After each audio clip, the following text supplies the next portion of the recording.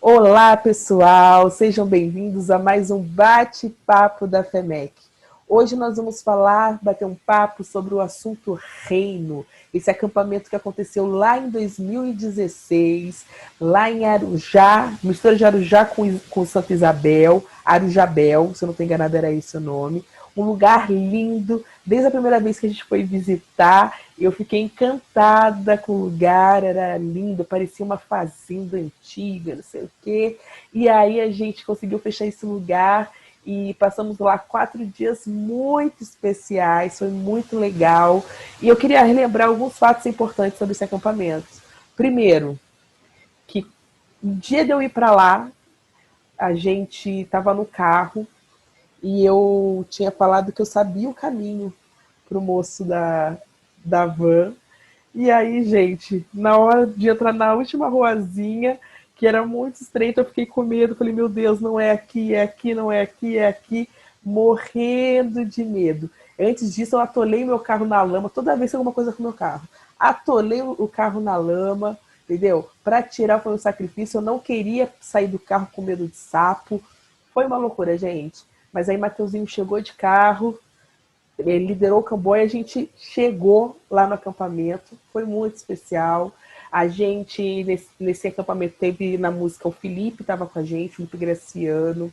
A gente teve o Paulo Frutuoso pregando, teve o pastor Serginho, a banda da FEMEC que ministrou vários dias, teve o pessoal de Santo Amaro com a gente, teve teatro, foi muito legal.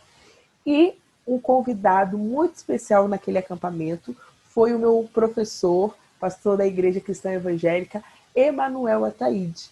E nós convidamos ele para bater mais um papo com a gente, que naquele acampamento, além de pregar, ele teve um tempo com a gente de bate-papo à tarde.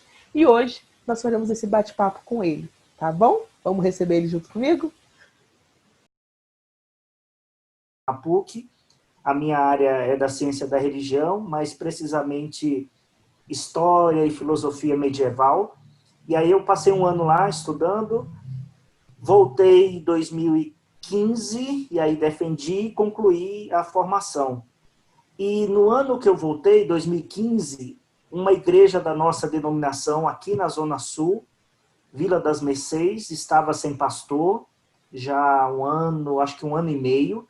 E aí os irmãos entraram em contato comigo lá em Portugal ainda, preguei algumas vezes por videoconferência. E foi até engraçado. Quando eu voltei para o Brasil e cheguei na igreja, né, teve uma criancinha, uma garotinha, quando me viu, falou assim: mamãe, o pastor da televisão está aqui. Porque eu pregava por videoconferência, acho que umas 3, 4 vezes, né? Já estava E aí passamos. profetizando, já estava vivendo o que a gente está vivendo agora. E aí passamos acho que uns 6, 7 meses, né? Orando juntos, conversando, conselho, a liderança da igreja. E aí entendemos que era para eu vir para cá, para a igreja Vila das Mercês, e assumir o pastorado.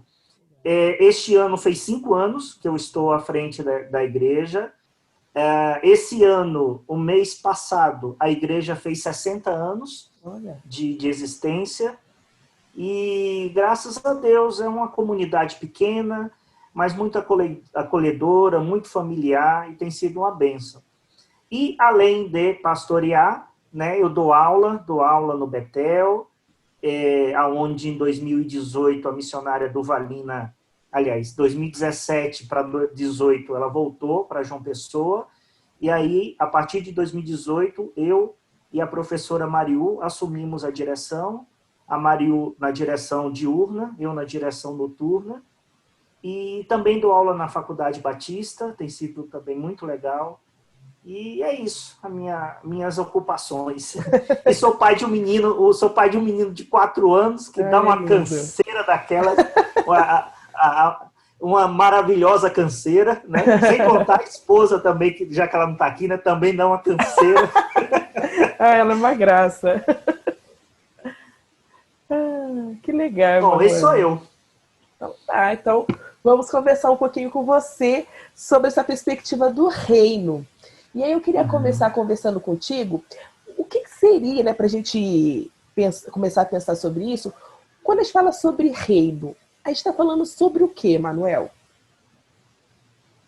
Olha, na minha percepção, o reino tem uma música. Eu vou começar, já que eu estou com uma musicista, eu vou citar uma música que eu ouvi. Quando eu ouvi a primeira vez, né, quando eu vi o título da música e ouvi a primeira vez, aí eu pensei, já vim com um preconceito, né? Nossa, deve ser heresia, deve ser horrível. É uma música dos Arautos do Rei. Eu não vou lembrar o nome da música, mas diz no refrão que o céu é aqui. E aí, quando eu ouvi, eu falei, nossa, nada a ver, céu aqui, não tem nada a ver com o que a gente lê nas escrituras e sonha, né? Uhum. Mas quando a gente ouve a letra da música e medita nela, ele vai dizer o seguinte, né? O enredo da música vai dizer o seguinte, vai dizer de Jesus, do céu, aí no final, a conclusão da música é: aonde Jesus está, o céu está. Então, se você está no seu quarto em oração, se Jesus está, o céu está presente. E aí vai desenrolar de uma forma poética, bonita, a música, né? Uhum. E quando eu ouvi essa música, né, e meditei na letra, eu falei, nossa, que coisa linda. Foi emocionante para mim a primeira vez. Já usei como ilustração de sermão, vez ou outra eu ouço, né? E eu entendo, Cíntia, que quando a gente fala de reino, a gente está falando de Deus, sabe? Da presença de Deus, da presença de Cristo. E aonde o Cristo está, o seu reino deve ser evidenciado. É óbvio que o céu, na sua essência, na sua plenitude, não é aqui, fisicamente falando, né? Geograficamente falando. Mas aqui pode ser um vislumbre, uma antessala desse ambiente que a gente sonha, espera e crê que viveremos todos aqueles que estão em Cristo Jesus. Então eu creio que o reino de Deus se estabelece ou deve ser estabelecido aonde o Cristo está, aonde a mensagem de Cristo é pronunciada, aonde o evangelho é anunciado e procurado ser vivido na sua mais beleza e profundidade possível, sabe? Então, eu acredito que é disso que a gente esteja falando, que as escrituras estejam nos ensinando, e é isso que eu procuro viver nessa perspectiva. Legal. E é interessante quando você fala isso, né? Até lembrei de uma outra canção que o Leonardo Gonçalves também canta, e ele traz essa mesma ideia, né? A letra não é dele, mas quando ele canta, ele traz essa mesma ideia. E eu acho interessante quando a gente pensa sobre isso, porque a gente está num país que é... Pelo menos o que mostra o IBGE é que a gente é predominante, os evangélicos, né? São predominantes. E talvez agora a gente vive o tempo que as coisas estejam mais claras em relação às pessoas, não se alfinetando, mas guerreando em relação à política, em que as pessoas, com preconceito é uma coisa absurda, nossa, né? E, enfim, o desrespeito, né? A violência contra a mulher, moral e física, o desrespeito às crianças, ao adolescente. A gente vive um tempo que isso está cada vez mais evidente. E qual, na sua opinião, né, qual tem sido talvez a falha nossa como igreja do Senhor, que a gente não, já que a gente é a maioria, isso deveria ter diminuído e só tem aumentado, né? Olha, eu sou extremamente crítico. Faz umas 3 semanas eu participei de um debate da nossa denominação, o CTCEB, é o Seminário da Cristã Evangélica lá de Anápolis, e eles estavam fazendo uma série de debates, e eles me chamaram para falar sobre o reino e a política, cristianismo e política. Nossa, e tem sido um assunto que eu, na minha rede social, eu tenho sido extremamente perseguido, maltratado, xingado por cristãos. Nossa. Hoje mesmo, lá no Betel, estava conversando com as meninas do Betel, recentemente eu fiz um comentário, e eu procuro... Uma das coisas que eu aprendi, independente da crença, é educação, respeito. Sim. Então, eu tenho muitos amigos não cristãos, que somos amigos, nós nos respeitamos, temos os nossos pontos de vista, eu ouço os pontos deles, não concordo com algumas coisas, outras sim, eles me ouvem, concordam e não concordam. Mas não é isso, na maioria, né, uma das dificuldades hoje da nossa geração é generalizar, né, mas na maioria dos casos não tem acontecido. Por exemplo, eu fiz um comentário crítico recentemente ao governo federal, de uma posição, uma postura que ele tomou, que eu discordei. Ora, não demonizei, longe disso, oramos por ele, né, por toda a equipe, todas as esferas municipais, estaduais e federais, concordando ou não concordando, a gente ora. Agora, a gente tem a liberdade de fazer as devidas críticas. E aí eu fiz uma crítica, nossa, para quê? Eu fui chamado de idiota, imbecil, esquerdista,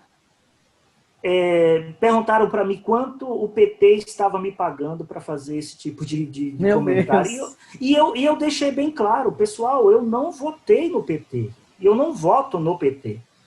E se eu votasse, é uma perspectiva política. Sim. Agora, eu não votei e tal. E aí me esculhambaram, né? E tudo crente. Pastor, expor de pastor e tal. Então, tudo isso é o pano de fundo. Você falou do censo do IBGE. No nosso último censo, consta que aproximadamente 25% da população brasileira se diz evangélica. Somando evangélicos e católicos, somos mais de 90%. É muita coisa. Podemos afirmar que vivemos num país cristão. Independente da bandeira católica ou protestante, é um país cristão. Agora, há uma incompatibilidade muito grande, como você falou. Se somos um país cristão, subtende, pelo menos se espera, que a ética cristã permeie os comportamentos, os valores, os discursos e tudo mais. Mas não é isso que a gente vê. Pelo contrário, aumento da violência, como você falou, alto índice, você falando de violência contra a mulher, e eu já acompanhei vários casos de homens cristãos que maltratam suas esposas, quer sejam verbalmente, como agressivo fisicamente. Há um índice muito grande de agressões dentro de igrejas, né? Aumento da criminalidade, das intolerâncias, dos desrespeitos, e por aí vai. Isso não é o reino de Cristo. Porque o reino de Cristo não são apenas palavras, discursos. Eu creio em Jesus, ou eu sei cantar hinos evangélicos, ou eu tenho versículos decorados, ou eu tenho todo um estereótipo de crente. Mas isso deve reverberar nas nossas atitudes, ações. Infelizmente, não é isso que a gente vê em grande parte da população. E quando entramos no campo político, piorou. Sim. Basta ver a dita bancada evangélica, de uma imoralidade ética muito grande, escândalos,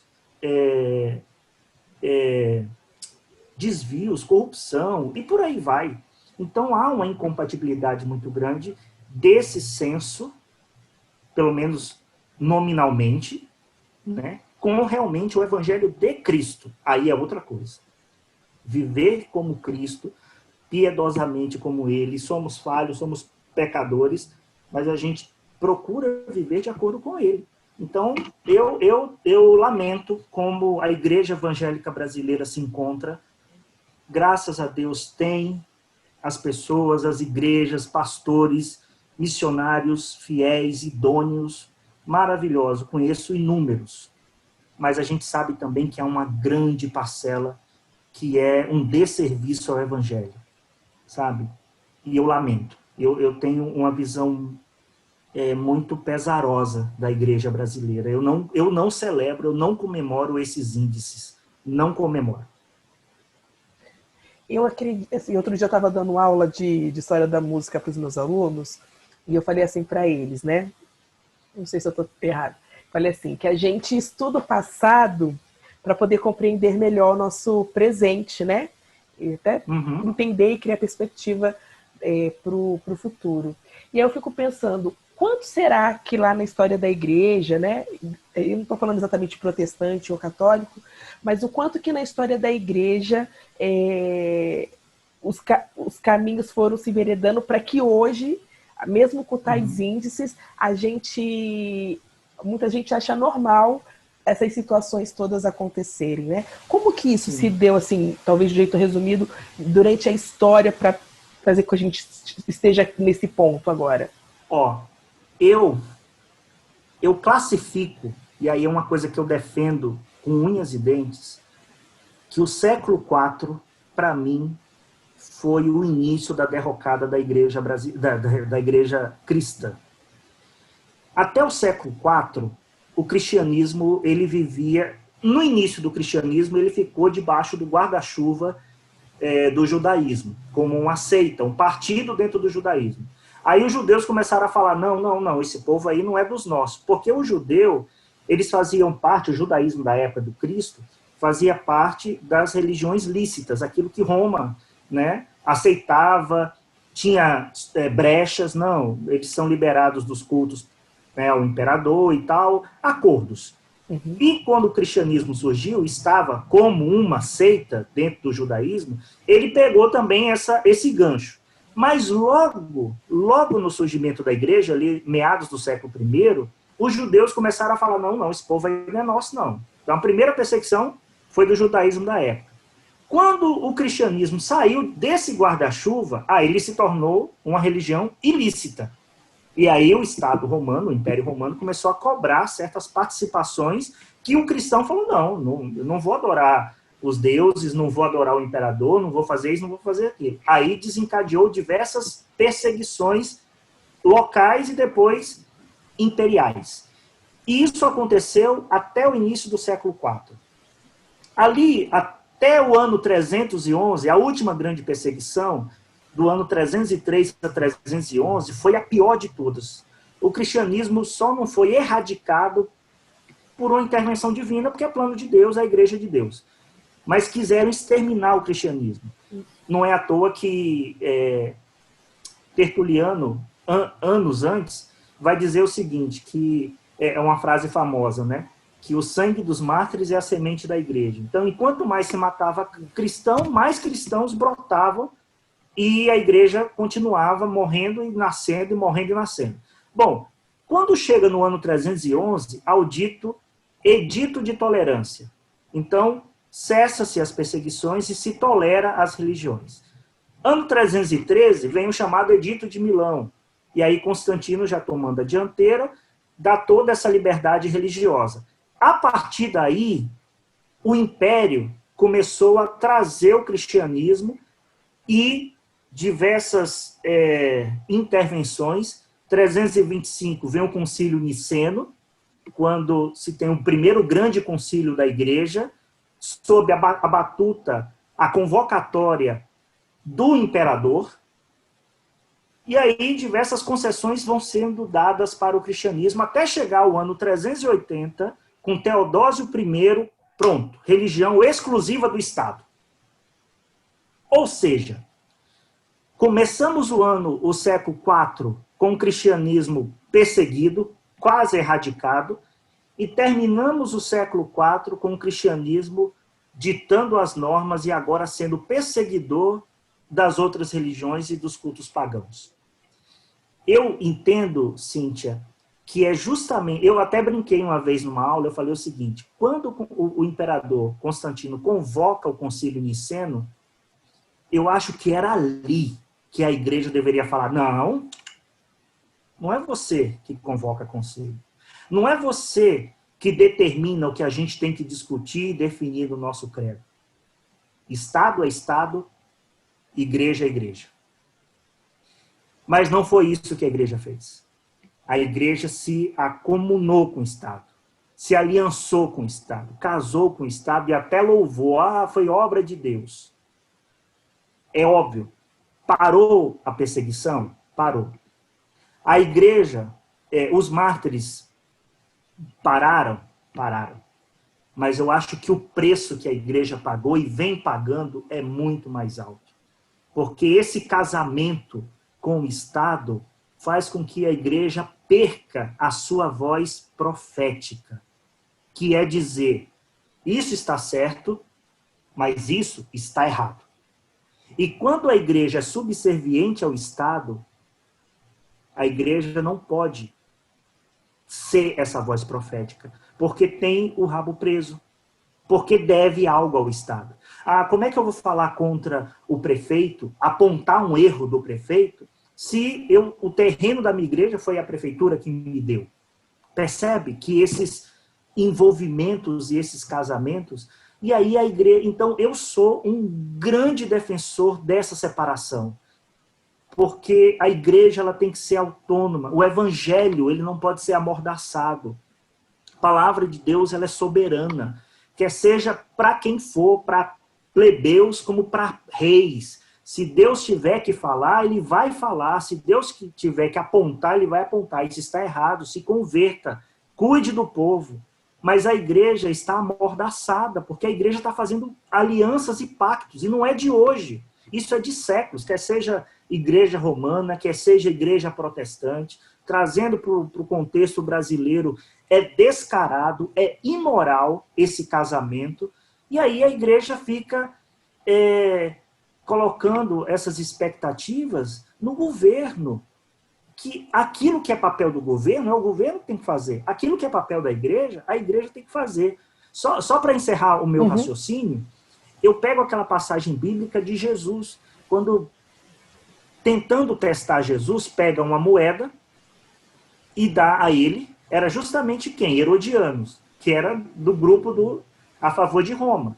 Pega uma moeda e fala assim, mestre, é lícito pagar tributos? E aí Jesus pega a moeda, olha para a imagem e diz, que imagem é essa?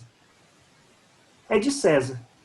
E aí, na minha perspectiva, Jesus, de forma brilhante e pontual, incisivo, didático, ele diz, dá a César o que é de César, dá a Deus o que é de Deus. Para mim, ele deixa muito claro essa ruptura. Tem coisas que é de César, não é de Deus. Tem coisas que é de Deus, não é de César. Então, esse é o meu ponto de partida. Aí depois vem Agostinho, um século depois, escreve a Cidade de Deus, que vai nessa mesma linha. Cidade de Deus, cidade dos homens. Mas a igreja quer fazer esse casamento. E para mim, sai perdendo os dois. Tanto o Estado e principalmente a igreja. Quando eu falo igreja, eu falo o evangelho. Porque o evangelho acaba sendo amordaçado. Isso é muito sério, né? Porque a gente acha que está longe, mas não está. Tá na gente, no nosso dia a dia, né? Me faz até lembrar aquela situação quando, aqui no Brasil, né? Acho que da colônia, as colônias de Portugal, já Império, não lembro, quando tinha aquela história do santo do pau oco, né? Que na igreja as pessoas usavam o santo, né? Igreja, né? E guardavam dinheiro, né? Coisas que eram de valor ali dentro, fingindo que era só um santo e não era. E às vezes essa imagem se reflete em nós, né? Nessa postura que você trouxe pra gente agora. A gente acha, não, né? Não tá assim no meu ambiente, não tem nada a ver comigo, mas interfere totalmente na nossa postura, não só na minha como Cíntia, mas a nossa como igreja de Cristo. Né? E quando eu falo isso, Cíntia, não é que eu diga, que eu defenda que o cristão deve ser alienado. De forma alguma, nós somos seres sociais, nós devemos participar como cidadão da vida pública, acompanhar, contribuir, criticar, porém deixando muito claro, isso aqui é o Estado, isso aqui é a esfera civil, não, isso aqui é a igreja, isso aqui é coisas do reino, né? Então, eu acho que as coisas aqui no Brasil são muito confundidas. E a gente acaba criando expectativas messiânicas em nomes, em partidos, em grupos. E eu acho que isso é muito ruim para o Evangelho. Eu sou um defensor da soberania e da liberdade do Evangelho. O Evangelho não pode ser amordaçado por nada ou por ninguém. Ele é soberano e deve ser livre. Amém. E aí, refletindo agora, refletir um pouco do passado, Como então a gente, na sua perspectiva, como que tem que ser o nosso posicionamento como cristão nesse reino de Deus, sabe? Que a gente não estamos na fase do céu, né? Mas se de alguma forma a gente já vive aqui na Terra. Como estabelecer o reino de Deus nessas perspectivas? Posso ler o verso bíblico? Pode. Opa! Então vamos lá. Óbvio que há várias passagens bíblicas que poderiam trazer luz, né, para essa questão, mas eu vou citar uma delas que para mim é desafiadora. Mateus capítulo 5, verso 13 em diante. Quando disse Jesus: vós sois o sal da terra. Ora, se o sal vier a ser insípido, como lhe restaurar o sabor? Para nada mais presta, senão para ser lançado fora e pisado pelos homens. Vós sois a luz do mundo. Não se pode esconder a cidade edificada sobre o monte, nem se acender uma candeia para colocá-la debaixo do alqueire, mas no velador, e alumia a todos que se encontram na casa. Aí o versículo 16, que é o clímax. Assim brilhe também a vossa luz diante dos homens, para que vejam as vossas boas obras e glorifiquem ao Pai que está nos céus. Pois bem, a igreja, ela precisa... Quando eu falo a igreja, nós, né? A igreja brasileira, nós precisamos ter um conhecimento bíblico, cristão, doutrinário, consistente, sabe? Inegociável. Não estou falando de legalismos, não estou falando de impressões, eu estou falando de Cristo, da Bíblia, sabe? E esse conhecimento não é para demonstrar como eu sou bíblico, como eu conheço, como eu sou doutor, fulano de tal, nada disso. Mas isso deve ser demonstrado, decodificado na vida diária, para o povo enxergar, sabe? Então, é tentar alinhar a sua fala, o seu discurso com a sua conduta. Ou melhor, a sua conduta com a sua fala. É casar esses dois e assim eu acredito que a gente promova o reino diante dos homens, sabe? Diante do povo. Por exemplo, na pandemia, nós tivemos uma atitude aqui muito bonita da nossa diaconia aqui na igreja. Esse momento difícil, muita gente perdeu o emprego, muita gente passando necessidade e tal, e a diaconia decidiu colocar um cartaz aqui na porta da igreja dizendo o seguinte: se você tem necessidade de comida, pegue. Se você não tem, deixe. E colocamos uma mesinha e deixamos produtos de alimento lá, pacote de feijão, de arroz e tal. E era para o bairro, era para quem passava. Que legal. E eu achei uma atitude bela. Por quê? Porque qual é a imagem que a igreja evangélica brasileira passa para a sociedade, para o povo? É o lugar de se tirar do povo. É oferta, é dízimo e tal. Vamos tirar do povo, vamos tirar o povo, dê pena ao povo. E aqui a igreja procurou passar uma outra mensagem. É a igreja que dá para o povo, que procura, dentro da sua limitação, da sua dificuldade, alimentar aquele que precisa, independente se é crente, não é crente, a gente nem sabe. Teve uns que a gente acompanhou, que pegou, falou com a gente, teve outros que a gente nem sabe quem pegou, mas a igreja está servindo, sabe? E eu acho que isso está dentro do que a gente leu aqui, das palavras de Jesus: assim brilha a vossa luz diante dos homens, para que as pessoas vejam o Pai através de você. Eu e você devemos ser o reflexo dele. Se a gente não está sendo o reflexo dele, tem alguma coisa errada com o nosso cristianismo. Aí a gente tem que rever o cristianismo. Entende? E talvez a gente, agora, mais do que nunca, a gente está vivendo no mundo online, das redes, de E é um lugar onde as pessoas gostam de acessar e falar. O que não tem coragem de falar é na cara Sim, das pessoas, né? E talvez o nosso desafio seja de mostrar: a gente é cristão, mas a gente não é bobo. A gente é cristão, mas não é que a gente não tem opinião, que a gente não pense, não tem um olhar sim. crítico, né? E talvez uma crítica a essa nova geração, a minha geração, né? A essas gerações que hoje em dia, por conta dessa barreira que a gente tem virtual, a gente acha que é o dono da verdade, né? Sim. E como lidar com aquilo que a minha percepção de mundo, daquilo que eu entendo, com a verdade que é Jesus, sabe? Daquilo que ele fez, Sim, não falou só com palavras, ele fez com atitudes. sim. Eu acho que a gente tem que ser o mais honesto possível. Eu acho que a igreja ela não deve, não deveria ser passar a imagem que é perfeita e que entendam o que eu vou dizer, que é todo mundo é ruim, todo mundo é mal e a igreja é perfeita. Não.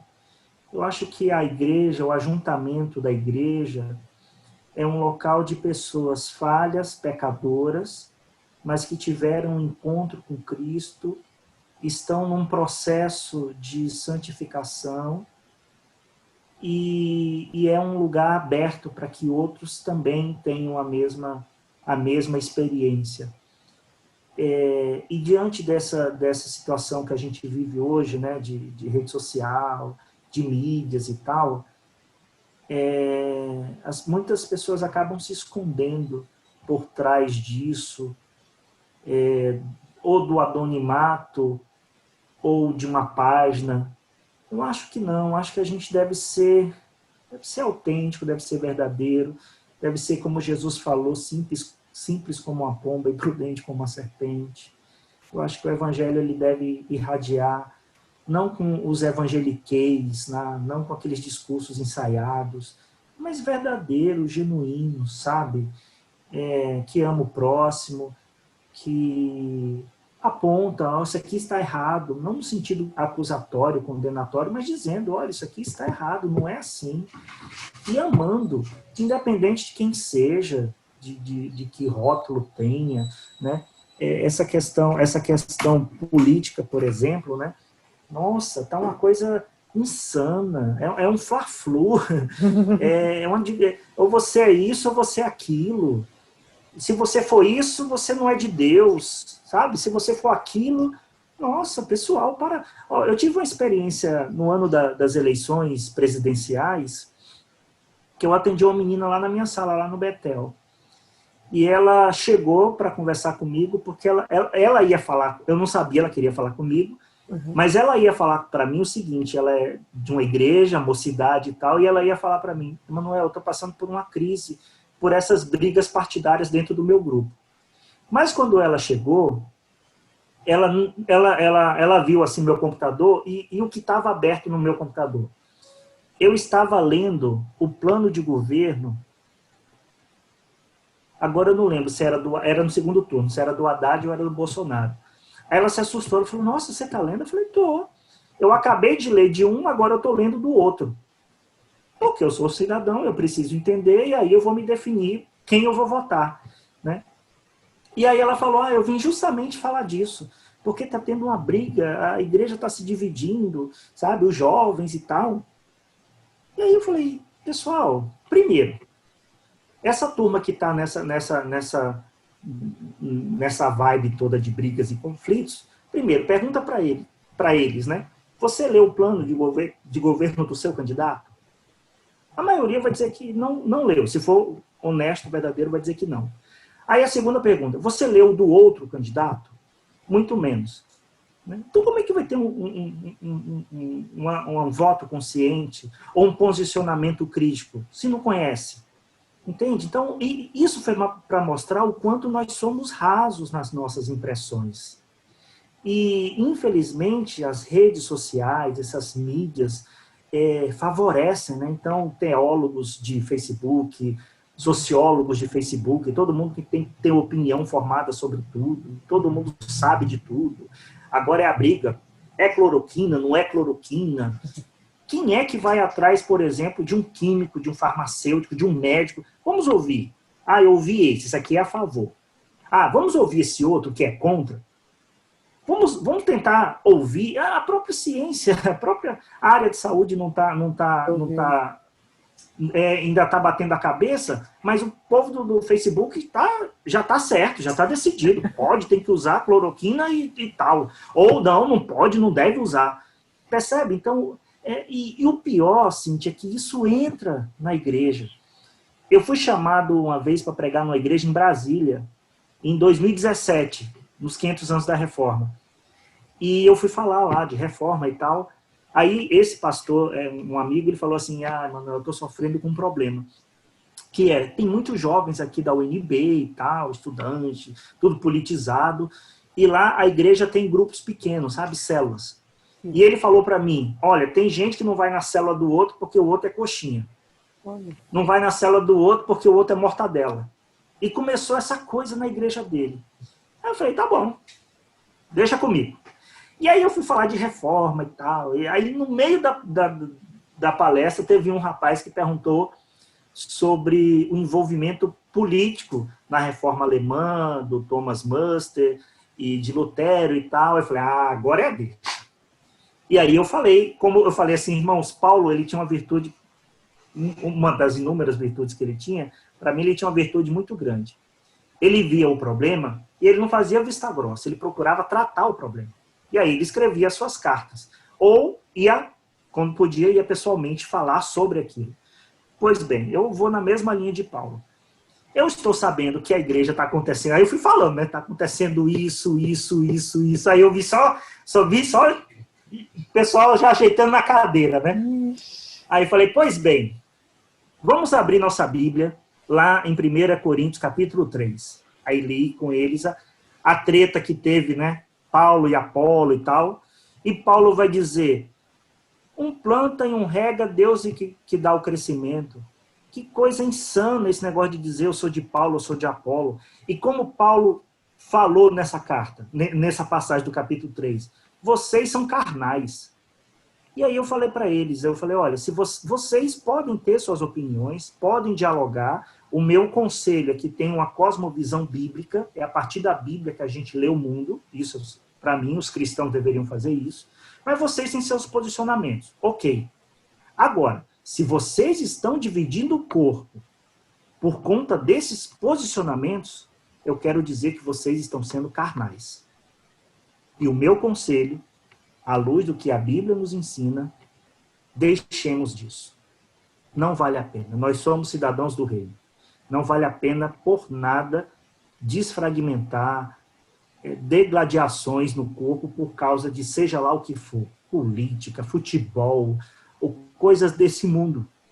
Sabe? E o pior, se o povo de Coríntios era carnal, nós somos pior ainda, porque lá pelo menos eles estavam brigando por dois homens que pregavam o evangelho, que não é o caso aqui. Aqui está brigando por causa de Haddad e por causa de Bolsonaro. Pior ainda, né? Então eu acho que eu acho que a igreja deveria voltar-se para Cristo, para a Bíblia. Hoje teve um rapaz discutindo comigo, um amigo de muitos anos, essas discussões bobas, né? E aí ele falando, sabe, aqueles discursos rígidos e tal. Aí eu fiz uma pergunta, você leu a Bíblia hoje? Aí ele passou horas sem responder. Depois ele, não, eu não li a Bíblia não, mas aí voltou de novo a debater política, né? Nossa, vai ler a Bíblia, vai orar, vai primeiro fazer o essencial, né? É verdade. E talvez mais, a gente indo para o nosso encerramento, mais do que a gente cantar na igreja sobre o reino, é a gente aprender a ser esse, né, fazer parte efetivamente desse reino. Qual o conselho que você deixa para os nossos jovens, para os nossos adolescentes, para a igreja, né, do Senhor a respeito disso, Manuel? Primeiro, leiam a Bíblia. procure ter uma cultura e uma disciplina de ter um momento diário de leitura bíblica, não ler por ler, para bater metas de leitura final do ano, nada disso, mas ler a Bíblia devocionalmente, sabe? Atrelado a isso, tenha momentos diários de oração, você e Deus. Procure um lugar, sabe, aquele quarto, o lugar secreto, né? Procure um espaço seu para você ter esse momento, você e Deus. Terceiro conselho, procure caminhar com pessoas, sabe? Pessoas que agregam mesmo, sabe? Homens e mulheres, até jovens que têm uma vivência com Deus, que possa agregar na sua vida cristã. Eu me cerco de pessoas assim. Não que eu me exclua do mundo, de amizades. Eu tenho muitos amigos não cristãos, que eu preciso ser luz onde não tem, né? Mas eu me cerco de pessoas que agregam, que oram comigo, que me aconselham, que me exortam na hora de exortar, porque eu sei que é para o meu bem, cuidam de mim, velam pela minha alma, né? E esse caminhar junto faz parte mesmo da concepção, do conceito de igreja. Hoje, e é uma preocupação, né, desse momento virtual, as pessoas gostarem tanto do momento virtual, falar, não, tá tão bom, eu tô assistindo o culto de casa, eu vou para a igreja para quê? E aqui na igreja a gente tem falado isso, pessoal, é algo momentâneo, vai chegar o momento de voltar a congregar, a gente precisa estar junto, a gente precisa ter o amparo, o contato, o cheiro do outro, né? O cristianismo é feito de gente, de pessoas. Não há carreira solo. Há o momento da solitude, mas há a prática comunitária, que é essencial e fundamental para o nosso aprendizado, para a nossa maturidade, né? E tenham, um, dois, três, né? Quarto conselho, peça a Deus a graça e a sabedoria para saber filtrar as coisas, sabe? Reter o que é bom. E aquilo que não é bom, não vale a pena. Quer seja do que você ouve, do que você lê, do que você vê. Peça a Deus esse filtro. Senhor, isso faz bem, isso está agregando? Tá, ótimo. Não, isso aqui não está agregando. Então, não vale a pena. Nós somos peregrinos. Pedro fala isso, né? Nós somos peregrinos nesse mundo. A nossa vida é uma peregrinação. Hoje você é adolescente, você é jovem, daqui a pouco você vai ser um homem, uma mulher de 40, de 50, de 60, ou até mesmo nem chegar a isso, a morte pode bater na nossa porta amanhã. Então a vida é um sopro, e a minha questão é como vivê-la. E eu decidi, eu escolhi, pela graça de Deus, de viver da forma que o glorifique. Com falhas, com dificuldades, tem hora que eu estou abatido, o Senhor me ajuda, tem hora que eu erro, o Senhor me perdoe. E viver um cristianismo pé no chão com a cabeça no céu. Eu não sou desse mundo, eu vivo nesse mundo, eu sou um homem como qualquer outro, eu não procuro vender imagens de mim, de super-herói, de super-crente, de super-pastor, não. Sou um homem, sou falho, sou pecador, mas um homem que ama Jesus, que procura servir Jesus, que crê, realmente eu creio em tudo aquilo que eu professo, e eu tenho certeza que você vai ter uma vida boa em Cristo, porque Ele completa. Amém. E aí não precisa mais de nada. Glória a Deus.